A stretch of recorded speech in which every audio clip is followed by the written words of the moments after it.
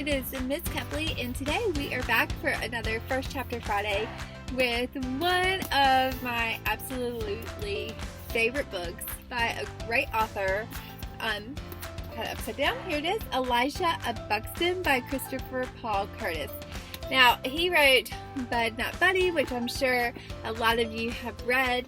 If not, check that one out, but this is a great one. It's super duper funny. In each chapter, it's told like a little short story, and then it kind of all comes together at the end. So as you can see, it has won some awards. It's the Newbery Honor Book and the Coretta Scott King Award. So let's go ahead and check out the back so we can see what it's all about. 11-year-old Elijah lives in Buxton, Canada, a settlement of runaway slaves near the American border. Elijah is the first child in town to be born free, and he ought to be famous just for that, not to mention for being the best at chunking rocks and catching fish. Unfortunately, all that most people see is a fragile boy who's scared of snakes and tends to talk too much. But everything changes when a former slave steals money from Elijah's friend, who has been saving to buy his family out of captivity in the South. Now it's up to Elijah to track down the thief. His dangerous journey just might make him a hero out of him, if only he can find the courage to get back home. It's so good, and the payoff at the end is amazing. It's one of my favorite books, and I love reading it with my 8th graders.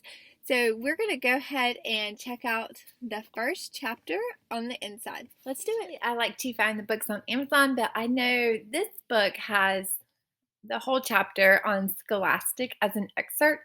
So I am looking at that today, and this will be linked in the description below, as well as the Amazon book if you would like it from there. So here we are. Elijah of Buxton, Chapter 1, Snakes and Moth. It was Sunday after church, and all my chores were done. I was sitting on the stoop of our home trying to think of what to do. It was that time of day when the birds were getting ready to be quiet and the toady frogs were starting to get louder with the chirpity sound they make most of the night. I wondered if it would be worth it to go fishing for an hour before it got dark. I got that question answered when Cooter came walking up the road waving at me. "Evening, Eli." "Evening, Cooter." "What you doing, Eli?" "I was thinking about getting old Flapjack and going fishing. You want to come?" I got something that's more interesting than watching you fish. I got a mystery." This might not be so good. I ain't trying to be disrespectful about my best friend, but there are a lot of things that Cooter sees as being mysterious that most folks understand real easy. I asked him anyway. "What's the mystery?" "I was cutting through Medea's truck patch and seen some tracks I ain't never seen before." "What kind of tracks? Were they big?" "They's long and wiggly. I followed 'em, but they disappeared in the grass." Cooter's pretty good at tracking, so maybe this was a mystery after all. "Well, let's go." We got to Cooter's home, opened the gate, and went around back to his mother's truck patch. Cooter was right. There, amongst the rows of his ma's beets and corn and green peas, were some of the strangest markings I had ever seen. I studied them real close. They were long and skitty in 6 wiggling lines. 2 of them were a good bit thicker than the rest. They started on one side of Cooter's ma's truck patch and went clean through her vegetables, then disappeared in the grass. I got on my hands and knees and really gave him the eye, then told Cooter, "You got me. I ain't never seen such tracks nowhere. Let's ask my pa once he comes out the field." But afore we had a chance to ask Pa, the preacher came walking down the road in front of Cooter's. He ain't a tall like a common preacher that's got a church or nothing, but he tells anyone that will listen that he's the Right Reverend Deacon Dr. Zechariah Connerly III, and that he's the most educated, smartest man anywhere around. Instead of saying all those names, me and Cooter just call him the preacher. He leaned on Cooter's fence and called, "Evening, boys." "Evening, sir." "Hot one today. Why aren't you two off swimming?" Cooter said, "We're trying to solve us a mystery, sir." "Really? And what would that be?" I told him, "There's some kind of animal tracks we ain't never seen afore, sir." "Where are they?" The preacher opened the gate, walked into the truck patch, squatted down, and peered at the tracks just as sharp as I had done. He took a jackknife out of his pocket and dug a little scoop of dirt out of one of the tracks. He looked at it so close that his eyes started to go cross. I quit breathing. My blood ran cold when all of a sudden he shouted, "Lord, have mercy!" The preacher stood up and looked all around him the way you would if someone screamed out, "Wolf!" Me and Cooter looked too. Who wouldn't have? The preacher said, like he's talking to himself, "No, no, no. I knew this was going to happen. I just prayed it wouldn't be this soon." Me and Cooter called out together, What's going to happen?" The preacher looked like his best friend just got killed. I warned them that they had to check out these new free folks better, and now somebody's accidentally toted some of those horrible creatures up here. I noticed that instead of folding up his knife, the preacher kept it open. Then worst, he held on to it like he was fixing to stab something. I said, "What somebody towed up here, sir?" "Hoop snakes." He said it in a low, hissing way that told you whatever kind of snake this was, you didn't want to run up on one. Cooter's eyes scanned right and left. What's a hoop snake, sir?"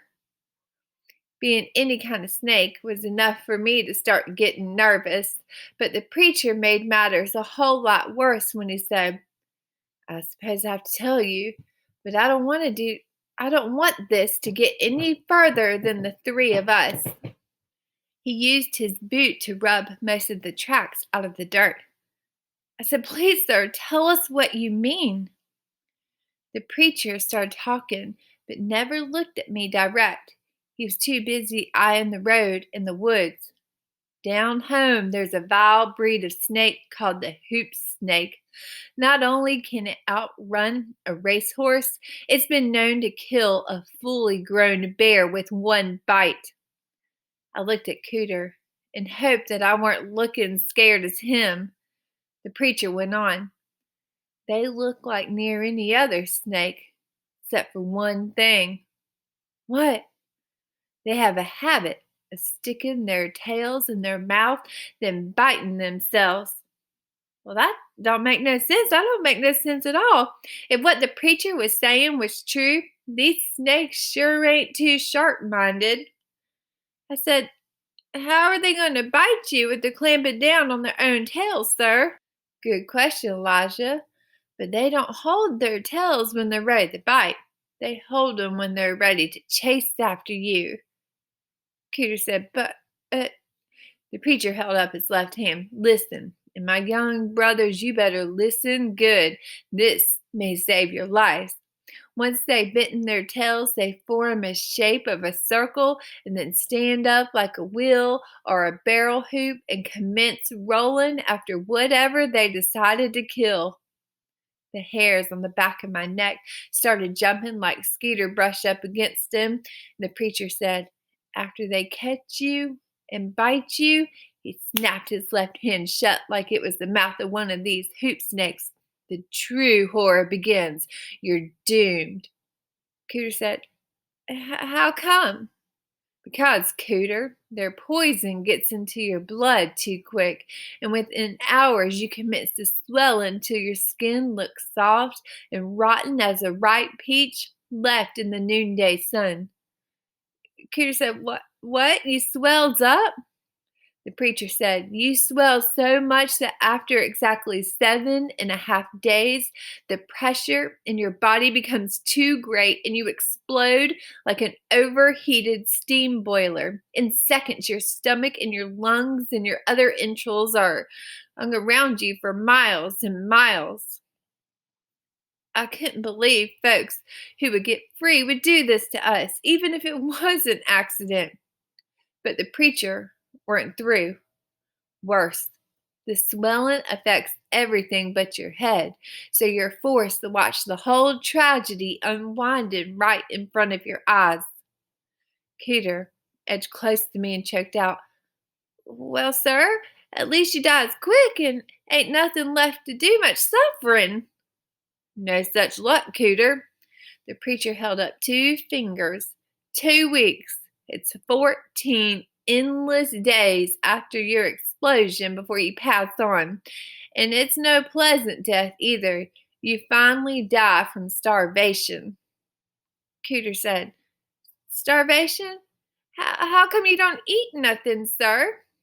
"Because, Cooter, no matter how much food you swallow, it simply falls through the hole where your internal organs used to be and drops to the ground right in front of you." The preacher stared hard in the direction of the tracks were headed and said, "Those tracks were fresh. Looks like a mama and a papa and a slew of babies, which God bless us all means we're too late. They've already started breeding. And from the way those tracks were going, I say they're hungry and they have started up a hoop snake hunting party." The preacher throwed his knife into the ground where the tracks used to be and put his hand on the fancy holster and the mystery pistol he always totes. "Boys," he whispered, "I need you to solemnly promise me something. I want you both to swear on your mother's life that if I'm ever bitten by one of these beasts, you'll take this pistol and put a bullet in my brain. I'd rather be shot dead than face such a horrible, prolonged death. Raise your hands. I need you to promise that you'll blow my head right off my shoulders." I near jumped to the moon when a loud bang came from behind me. I looked back and Cooter already run into his house and slammed and locked the door. He weren't about to promise nothing. Before I know what was happening, I was through Cooter's gate and right in the middle of a good long hard run home. I had sense enough not to take no shortcuts and stuck to the road so I could at least see the hoop snake hunting party if I run up on it. Ma must have heard me screaming from a ways off, 'cause she was running out our front gate by the time I got there. She said, "Elijah, what on earth is wrong now?"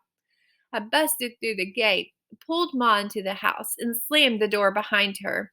I was too worn out and shook up to talk, so she started looking me up and down and spinning me around to try to figure out what was wrong. After a second, she said, "Elijah, sweetheart, you're scaring me to death. What's wrong, baby?"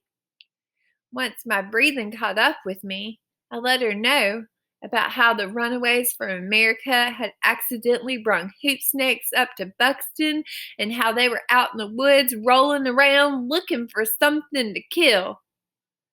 Ma looked at me like I was daft. She shook her head and said, "Elijah, Elijah, Elijah, what am I going to do about you? How many times I got to tell you, a coward die 1,000 deaths. A brave boy don't die but once." I didn't say nothing, but I couldn't help wondering how that's supposed to be comforting. Seems to me after you die the first time, the ones that follow ain't gonna really matter too much. I said, "But Ma, I ain't looking to die even one time, especially not from no hoop snake bite. It's better to get your head blowed off." Ma knelt down in front of me, grabbed both of my shoulders, and looked me hard in the eyes. "'Lijah Freeman, you listen and you listen good. Ain't nothing in the world worth being that afraid of, son, nothing." I said, "What about toady frogs? How come you're so afraid of them? How's that any different?" Ma couldn't hardly tolerate even hearing the word toady frog. She near died. She ran up on one. But just like that, the conversating was over. Ma stood up, smacked me in the back of the head, opened the door, then said, "They is different. Them things is known to pass on warts and all other sorts of nasty diseases. And don't be back talking me neither, 'Lijah Freeman. I ain't so scared of toady frogs that I'll be running down the road in the middle of the day screaming my head off like you just done." She knelt back next to me. "Acting that way don't look good on no child as old as you, 'Lijah. You got to learn to get control of yourself and quit being so fragile, sweetheart." Ma started acting like she couldn't decide if she were going to be nice to me or give me a good swatting. She ran her hand along my cheeks and said in a kind way, "I don't know what I'm going to do about Zechariah. I done asked you over and over not to have no dealings with him, Elijah. He needed to be ashamed of hisself, scaring young folk with them nonsense stories." She was still acting friendly and peaceable when she said, "And you poor thing, you got to start thinking things through. You got to try hard to understand if what folks are telling you make any kind of sense." Then, just like that, she's back to being mad at me. She pinched my cheek hard and said, "But that ain't no excuse for you to be acting all fragile like you done. None at all." She squeezed on my shoulders, 'cause being fragile is the biggest bone Ma's got to pick with me. There ain't nothing in the world she wants more than for me to quit being so doggone fragile. It's something I'm aiming to do myself. But the trouble is, me and her have two different ways of doing it. And her way always seems to be the exact backside of mine. While I try not to be fragile by sucking down the looseness and sloppiness in my nose when they come, and by not screaming and running off at the littlest nonsense, Ma sets about it different. Most times she tries to encourage it by talking the subject near to death, and doggone it all, learning a lesson that way just don't stick in your head. But what's worst is when Ma quits talking and starts doing something to make a lesson permanent. The first time she tried to make me quit being fragile, I didn't even know she was doing it. That's one lesson that stuck with me so good that it seems like it happened yesterday, not a long time ago. Ma had been walking me around the yard near a chuck patch, and I must have been mighty young, 'cause I had my arm stretched way over my head to hold on to her hand. I remember stopping to get a good look at a pile of dirt that was being scampered on by a bunch of bugs. I couldn't understand how things that small could be moving all by themselves. I dug my toes down into the dirt to make Ma quit walking so I could get a better look. It turned out to be one of the biggest mistakes I ever made. I can recall squinting my eyes to look up at Ma and seeing her pull off her sunbonnet and wipe her forehead before she squatted down next to me and said, "'Lijah, that ain't nothing but an anthill, sweetheart." I reached out to pick one of the ants up. This was before I learned that bugs have a way of discouraging you from touching them. But before I could get a hold of one, Ma grabbed my hand. Elijah, they're some of God's hardest workers, and just because you're bigger, don't make it right to mess with them.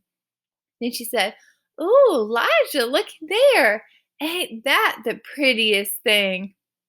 She turned my hand loose and reached over in the grass and pulled out the most terrifying creature that ever lived. It was twisting and whipping in a way that weren't one bit normal.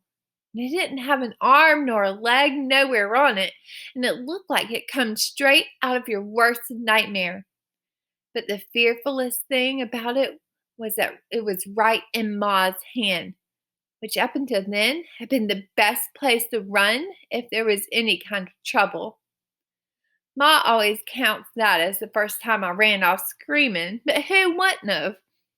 Near everything I learned about snakes on that day and every day since shows that screaming and running from them ain't one bit at all fragile. It's sensical.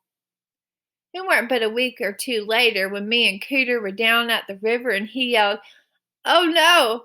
and then snatched out a toady frog as big as a pie pan.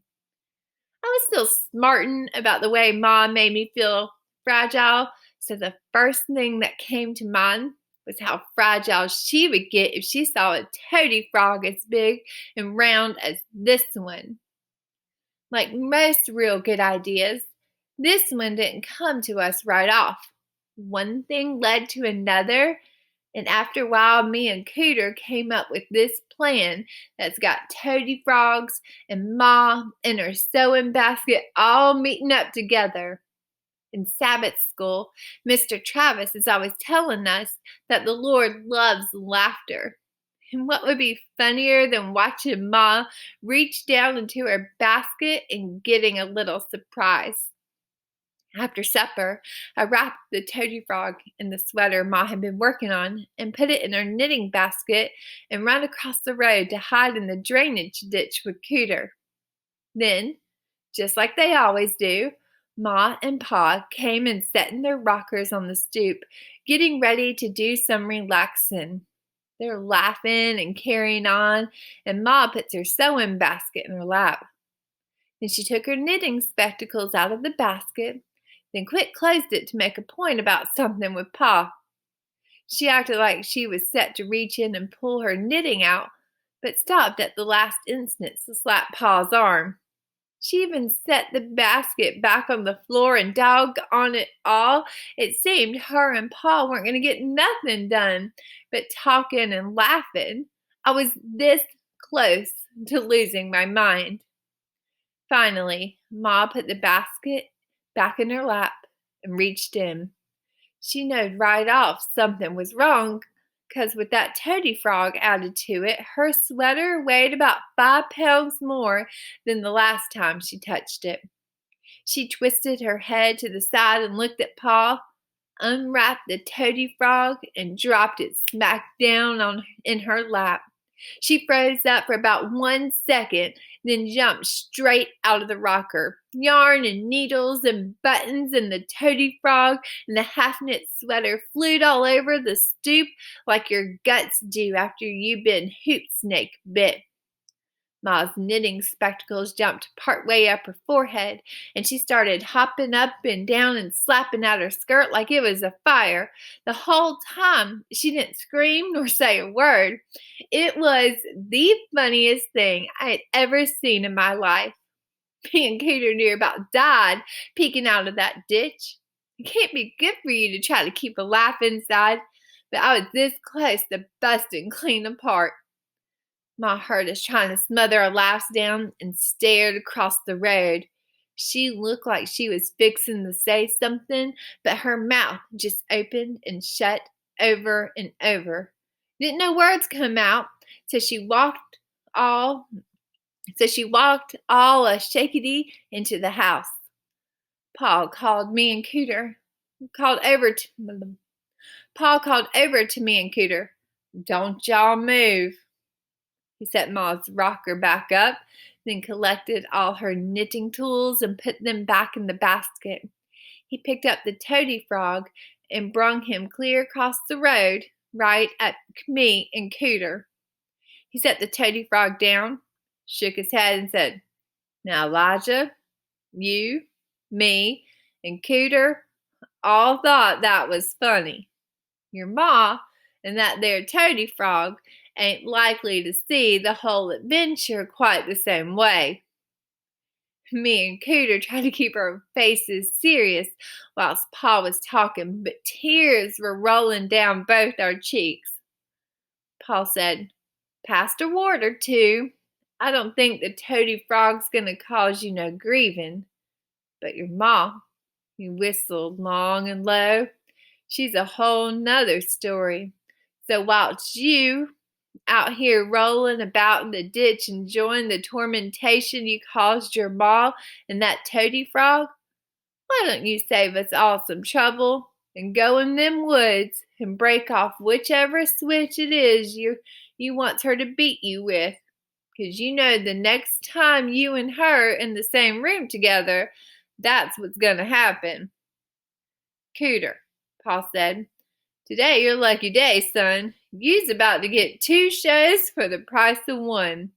If you thought that there was funny, you just wait till you see the way Elijah starts a hopping and a screaming once his ma lays a switch on his behind." Pa smiled, then walked away. Me and Cooter had to near run a mile before we figured we were far enough away to really let our laughs rip out. And rip out they did. I ain't never laughed so hard. We fell all over ourselves and couldn't barely stand up.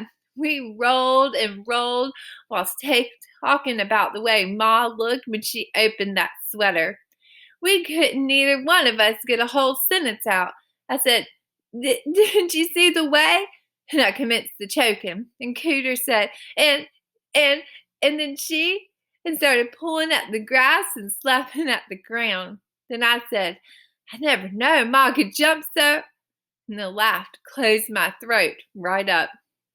Once me and Cooter were all laughed out and commenced to walking home, things changed.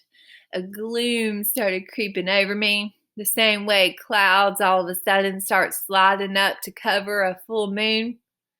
Cooter was whistling and still laughing every once in a while, and doggone it all, I saw how unfair this whole commotion was turning out to be. He got just as much fun from everything that happened as I did, but it looked like I was going to be the one that had to do any kind of paying for the enjoying.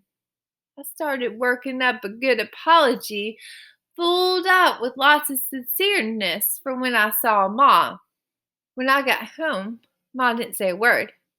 She must have thought the whole thing was too embarrassing and couldn't see no way of bucking me without bringing up the subject of toady frogs again. So she let it go. I gotta say, I was real proud of Ma, because the good way she took the toady frog joke. It's funny, just when you think you can't admire your folks no more than you already do, something like that happens and you know you're wrong. 2 days later, I got back from helping Mr. Leroy down on Miss Holton's land. Ma and Pa were sitting on the stoop. Ma was back to working on that sweater, and Pa was whittling away. She must have baked. The cookie jar was sitting betwixt them. She said, "How Mr. Leroy doing, son?" "He's good, ma'am." "You stop in and give my regards to Miss Holton?" "Yes, ma'am. She told me to ask about you." "Miss Brown came by, asked if you can go fishing tomorrow." "Yes, ma'am, right after my stable chores. She's done some baking, too. Say she's hoping to trade them for 2 of them big perch." It weren't Ma that baked. It was Miss Brown. This made the bacon in the cookie jar a lot more interesting. "What'd she bake, Ma?" Ma reached down and picked up the cookie jar. She said, "You know how Miss Brown is, Lisha. Always trying something new. She baked some sugar cookies and some other kind of cookies she called—" Ma quit knitting and looked over her spectacles at Pa. "Oh, Spencer, I must be getting old. I can't for the life of me recall what she said they was. Can you?" Pa held up his whittling, then looked at her and said, "Nah, darling, I can't recall neither." Ma slapped the arm of her rocker. "Oh, yes, now I remember. She baked them walnut and sugar cookies and something she say she's gonna call rope cookies. You's lucky there's some left. It was all I could do to keep your daddy out of 'em." She tipped the cookie jar toward Pa, and he reached in and pulled out a cookie that had walnuts stuck to the top of it and sugar dusted all over it. Pa bit on the cookie and said, "Almost as good as yours, Sarah." He winked at me. Ma leaned the jar at me, but just as I was about to reach in, she pulled it back and said, "Now, Elisha, you know better than that. You've been working hard with Mr. Leroy. Go wash up first, son." "Yes, ma'am." I ran around to the back stoop and washed my hands as quick as I could. When I came out front, Ma tipped the cookie jar at me again, and I dug my hand right in. Ma was right. It felt like Pa ate near all of them. And as I moved my hand around in the bottom of the jar, I felt one of them rope cookies. And Mr. Brown must have just brought these cookies over, 'cause the last one left was still warm. I pulled the cookie out of the jar. My heart quit beating. My blood ran cold and time stood still. My fingers were wrapped around the neck of the worst looking snake in Canada West. I screamed, "Snake!" And before I knew it, I was tearing off across the road into the woods, and by the time I warmed myself out, I must have run 2 miles. I stopped and leaned against the tree, waiting for my breathing to catch up to me. Something made me look down at my hand. I screamed, "Snake!" for a second time. But this time, I remembered to turn the snake's neck loose and throw it down. I thought I wouldn't have enough strength left in me to run, but being afraid and being tired look like two things you can't feel at the same time. When I ran back up on our stoop, Ma and Pa's faces were wet with tears. Pa was leaning over the side of his rocker like he was having a fit. I've been so afraid and trusted my folks so much that it didn't come to me till right then that the snake hadn't crawled into the cookie jar on his own. He must have had some help.